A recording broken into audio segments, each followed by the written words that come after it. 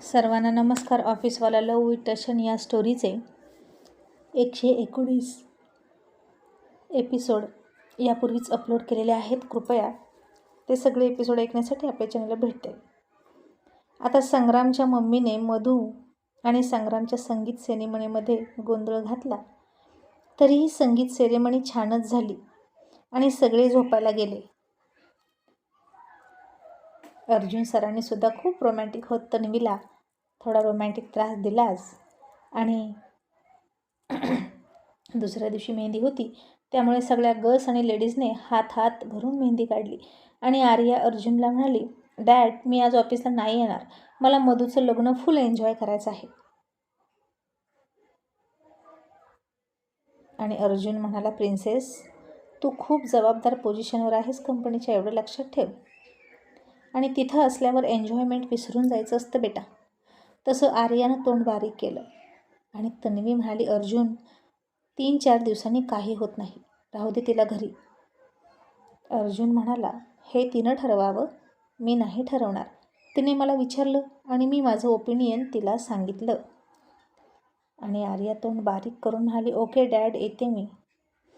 तन्वीनं अर्जुनला बाजूला घेतलं आणि म्हणाली, अर्जुन तिच्या लग्नात हे सगळं तिनं मिस केलं. तिला काही वाटत नाही का हे सगळं बघून? तिनंही हे सगळं करावं असं वाटतं अर्जुन. आणि तुझं काय आहे हे? इतक्या लहानपणी एकतर तिला ऑफिसमध्ये गुंतवलं आणि सगळं एन्जॉयमेंट काढून घेशील का?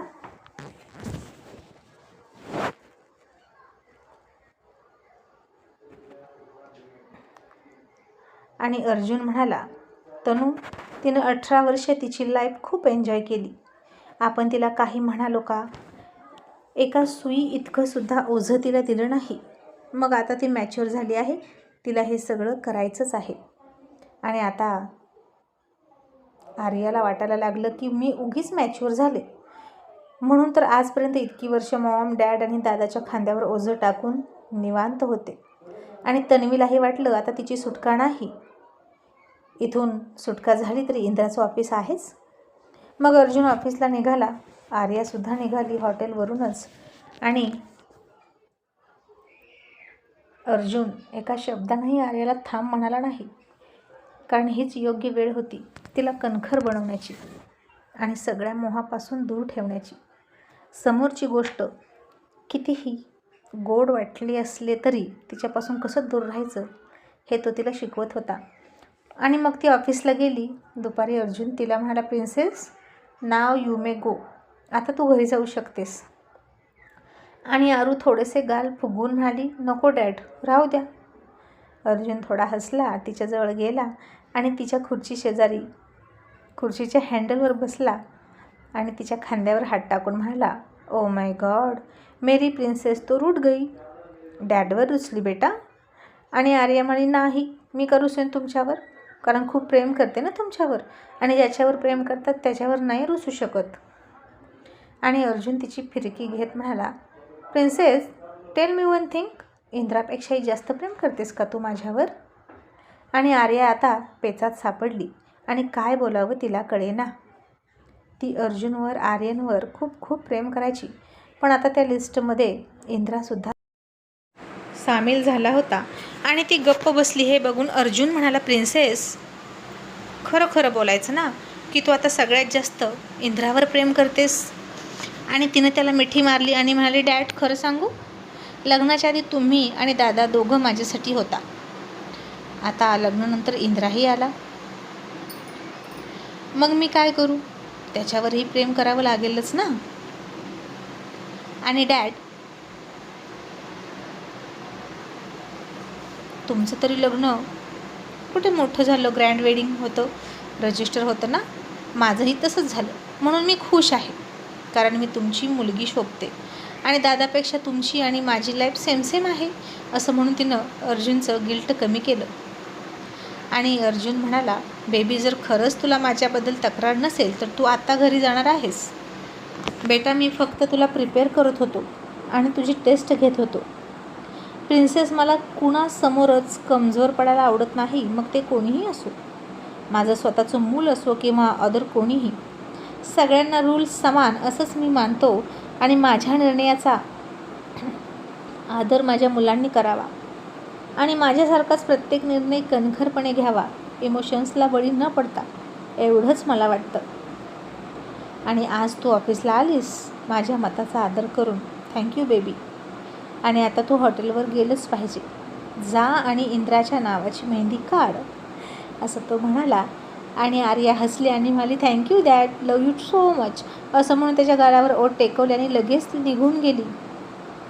आणि आता रस्त्यातच खूप मोठं ट्रॅफिक जॅम झालेलं तिला दिसलं. आणि आर्या वैतागली आणि म्हणाली, ड्रायव्हर काय सुरू आहे समोर, जरा जाऊन बघ. आणि आता तिचा ड्रायव्हर गेला आणि बघून आला आणि म्हणाला, मॅडम कोणीतरी एक लेडी आहे आणि एका जेंट्सला भांडते. तिनंच गाडी आडवी घालून ठेवली आहे, त्यामुळे हे सगळं झालं आहे. आणि आर्या म्हणाली, ओह नो, आता यू टर्न घे आणि दुसऱ्या रस्त्यानं चल, असं म्हणून आर्या तिथून निघून गेली.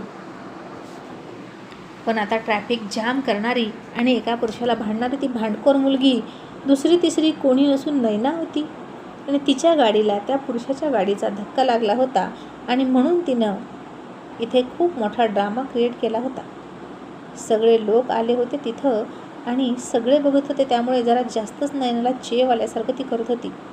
आणि तो पुरुष म्हणत होता, प्लीज हे बघा, मला जाऊ द्या, मी खूप एमर्जन्सीमध्ये आहे, मला खूप गडबड आहे आणि म्हणून चुकून तुमच्या गाडीला धक्का लागला. माझं जाणं खूप गरजेचं आहे कारण मी डॉक्टर आहे. ब्रेन स्पेशालिस्ट न्यूरोसर्जन होता तो. आणि नैना म्हणाली, तू कोणीही असू दे, आता तुला सोडणार नाही. तुझ्यामुळे माझ्या गाडीचं नुकसान झालं आहे आणि आता इथे पोलीस येतील आणि तू माझ्या गाडीचं नुकसान भरून द्यायचं. आता बघणारे नैनाचा व्हिडिओ शूट करत होते आणि नैना स्वतःच्या मोबाईलमध्ये सुद्धा इतरांच्या हातात देत म्हणाली, शूट करा प्लीज, तुम्ही शूट करा आणि याला सगळीकडे व्हायरल होऊ द्या. आता बघू दे याला सगळ्यांना, हा माणूस कसा आहे. सगळे शूटिंग करून घेत होते आणि नैनानं सुद्धा डॉक्टरला काय करावं कळेना. आणि इतक्यात त्या डॉक्टरचा फोन आला आणि हॉस्पिटलमधून दुसरे ज्युनियर डॉक्टर म्हणाले, sir please, it's an emergency, पेशंटचं ऑपरेशन होणं खूप गरजेचं आहे सर, त्याच्या डोक्याला खूप मार लागला आहे सर, थोडा उशीर झाला तर तो कोमामध्ये जाईल. आणि तो डॉक्टर म्हणाला, काय करू मी, ही मुलगी मला इथून सोडतच नाही, मी खूप हताश आहे.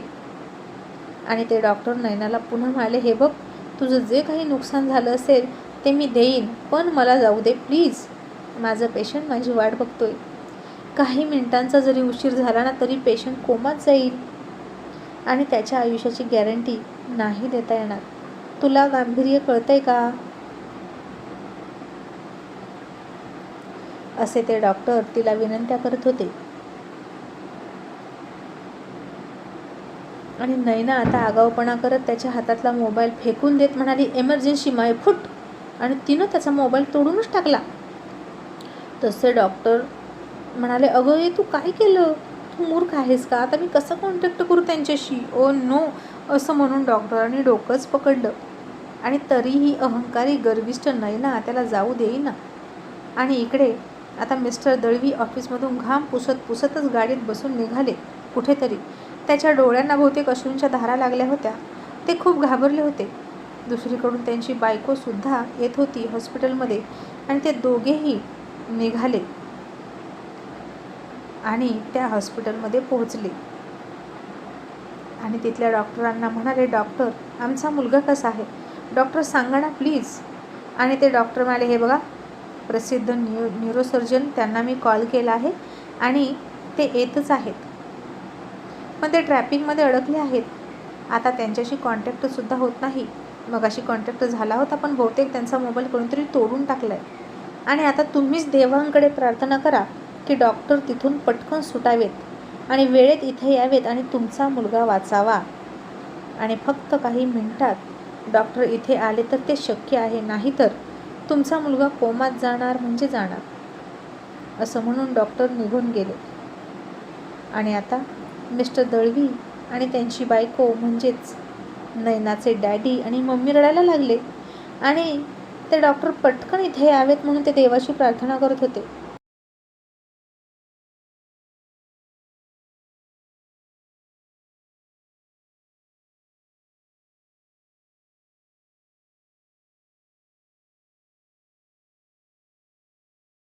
पण आता ही नयना त्या डॉक्टरांना सोडतच नव्हती. आणि आता तिच्या मम्मीनं तिला फोन केला आणि रडत रडत म्हणाली, नयना बेटा, अगं तुझ्या भावाचा खूप मोठा ॲक्सिडेंट झाला आहे. तो बाईकवरून घसरून पडला आहे आणि त्याच्या मेंदूला मार लागला आहे. तू लवकर हॉस्पिटलमध्ये ये. आणि हे ऐकून नयना घाबरली आणि म्हणाली, काय मम्मी, तू कोणत्या हॉस्पिटलमध्ये आहे?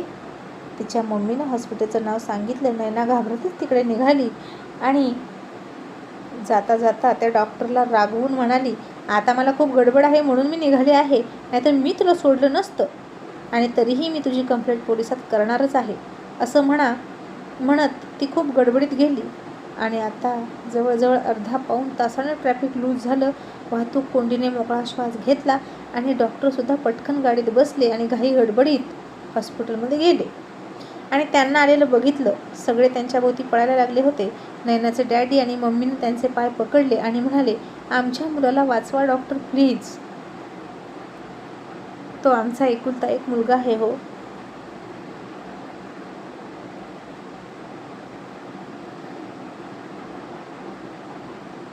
आता डॉक्टरही पळतच आले.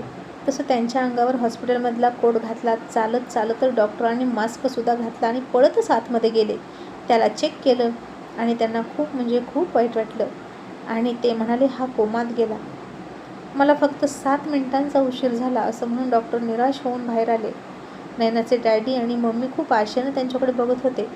मिस्टर दळवी म्हणाले, डॉक्टर कितीही खर्च होऊ द्या, मी करायला तयार आहे, पण माझा मुलगा नीट करा. आणि डॉक्टर हताश होऊन म्हणाले, सॉरी, तुमचा मुलगा आता कोमात गेलेला आहे, फक्त 7 मिनिटांसाठी.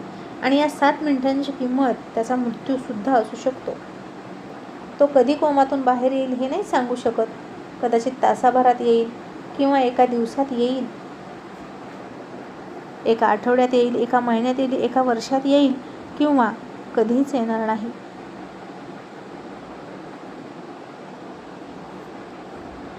आणि मलासुद्धा खूप खूप वाईट वाटत आहे.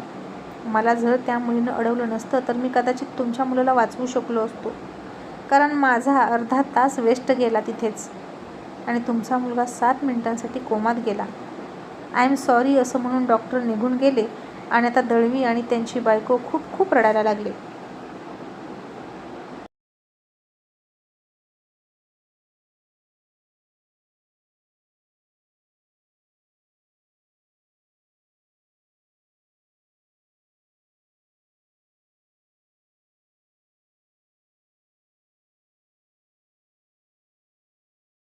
आता त्याचवेळी हॉस्पिटलमधल्या TV मध्येच मुंबईची ट्रॅफिक चक्क अर्धा तास कोंडली, तेही एका मुलीमुळे.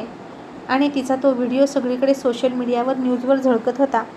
आणि वाघीण बनून नयना त्या कॅमेऱ्यासमोर पुढे पुढे करत होती, हेही दिसत होतं. तिचा आवाज ऐकला तसा नयनाचे डॅडी मम्मीने तिकडं बघितलं. आता हे डॉक्टरसुद्धा दिसत होते, नयनासुद्धा दिसत होती. आणि त्यांना कळून चुकलं की डॉक्टरांना इथपर्यंत येऊ न देणारी, त्यांचा मोबाईल फोडणारी दुसरी तिसरी कोणी नसून नयना आहे. आणि दळवीला नयनाचा प्रचंड प्रचंड राग आला. आणि आत्ता त्याच वेळी तिची मम्मी म्हणाली, बघितलंस, हा आहे तुझ्या लाडाचा परिणाम आणि आता तो परिणाम आपल्या मुलाला भोगावा लागत आहे. आता नयना डॅडी मम्मी कुठे आहे, त्याला काय झालं, असं म्हणत म्हणत घाबरतच पळतच आली. आणि जशी ती जवळ आली तसं नयनाच्या डॅडीने फार फार चिडून तिच्या थोबाडीत मारायला सुरुवात केली. आणि नयनाला काहीच कळत नव्हतं की डॅडी असे का करत आहेत. आणि त्यांनी तिला खूप मारलं आणि हॉस्पिटलच्या बाहेर ढकलली आणि म्हणाले, खबरदार, जर तू पुन्हा माझ्यासमोर आलीस तर आजपासून मी तुला मेलो आणि तू मला मेली.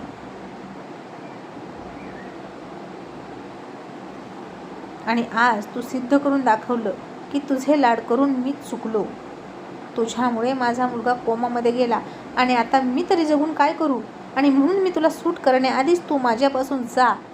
इथून पुढे माझ्या घरात पाऊलही टाकू नको, असं म्हणून दळवी रागात तिथून निघून गेला. नयनाच्या मम्मीनं सुद्धा तिच्याकडे खूप रागात बघितलं आणि तिनं सुद्धा जाऊन नयनाच्या 2 थोबाडीत मारल्या आणि निघून गेली. नयना आता रडत होती आणि तिनं काय केले हेच तिला कळेना. पण आता जेव्हा ते डॉक्टरच समोर आले आणि सगळा प्रकार तिच्या लक्षात आला,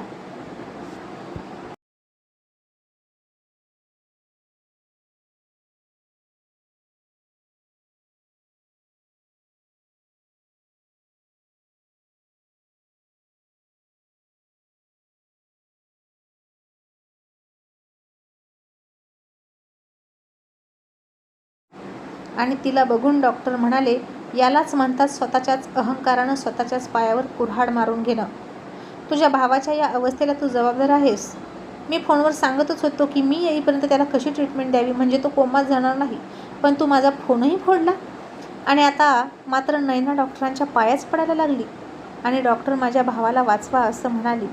पण डॉक्टरांनी आता तिचं काहीही ऐकून घेतलं नाही आणि निघून गेले. नैना आता तिच्या डॅडीच्या घरी गेली आणि सिक्युरिटीने तिला अडवलं आणि म्हणाली, सॉरी बेटा, आता तुला इथं घ्यायचंच नाही असं सांगितलं साहेबांनी. तरीही नैना म्हणाली, मी इथली मुलगी आहे, मला जाऊ द्या, मला कोणीच अडवू शकत नाही असं म्हणून घरात गेली जबरदस्ती. दळवीला कळालं की नैना जबरदस्ती घरात आली तसा तो रागारागात घरी गेला. तिची बॅग उचलली आणि वरच्या फ्लोअरवरूनच गॅलरीतून येऊन फेकून दिली त्याने ती बॅग आणि म्हणाला, तुला सुद्धा इथून खाली फेकून देण्याच्या आत तू इथून निघ, मला तुझं तोंडही बघायचं नाही. तुझे इतके सगळे लाड केले त्याचं तू मला चांगलं फळ दिलं, आऊट असं म्हणून दळवी खूप जोरात ओरडला. तशी नैना घाबरून रडत रडत खाली आली आणि बॅग उचलून गेटच्या बाहेर गेली. आता जाऊ कुठं हा प्रश्न तिच्यासमोर पडला आणि आता तिला आठवला तो जितेंद्र, ज्याला ती तुच्छ लेखायची. आणि तिने जितेंद्रला फोन केला आणि रडत रडत म्हणाली, जितेंद्र, मी आपल्या घरी परत येऊ शकते का, प्लीज जितेंद्र. आणि हे ऐकून जितेंद्रला खूप आश्चर्य वाटलं आणि तो म्हणाला, नैना काय झालं, तू का रडतेस. आणि नैनाला आता खूप रडायला यायला लागलं आणि ती तिथेच गेटच्या बाहेर रडायला लागली. तिनं रडत रडत जितेंद्रला भावाबद्दल सांगितलं. त्यालाही ते ऐकून शॉक बसला आणि तो इंद्राची परवानगी घेऊन हॉस्पिटलमध्ये पळत गेला. आणि आता तरी नैनाचा सगळा इगो, अहंकार गळून पडेल का, की आणखीन तिच्या मनात काहीतरी असेल, हे पाहणं इंटरेस्टिंग ठरणार आहे. बाकी एपिसोड कसा वाटला ते सांगा. थँक्यू.